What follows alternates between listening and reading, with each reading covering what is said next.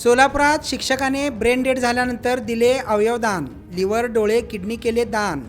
याबाबत अधिक माहिती अशी की विद्यार्थ्यांना विद्यादानाचं कार्य करणाऱ्या शिक्षकावर अपघाताचं अकाली संकट ओढावलं। अथक प्रयत्न करूनही रुग्णालयामध्ये डॉक्टरांच्या उपचारादरम्यान ब्रेन डेड म्हणजेच मेंदूमृत झाल्याचं निदान झालं। कुटुंबियांनी ओढावलेल्या संकटाला धीरानं तोंड देत अवयवदानाचा निर्धार केला। शनिवारी ब्रेन डेड शिक्षक विठ्ठल गंगाधर बुरके वय वर्ष 38 यांच्या नातेवाईकांनी अवयवदानास मान्यता दिली। सोलापुरातील यशोधरा हॉस्पिटलमध्ये ही प्रक्रिया पार पडली। त्यांचे लिव्हर, 2 किडनी, डोळे दान केले आहेत। लातूर येथील जय भवानी माध्यमिक विद्यालयात सुगाव येथे कार्यरत असलेले शिक्षक विठ्ठल बुरके यांचा लातूर येथे अंबाजोगाई रोडवर मोटारसायकलचा अपघात झाला होता। त्यानंतर त्यांच्यावर उपचार सुरू असतानाच ब्रेन डेड झाल्याची माहिती डॉक्टरांना समजली। त्यानंतर त्यांनी अवयवदानासाठी त्यांच्या कुटुंबियांना राजी केले।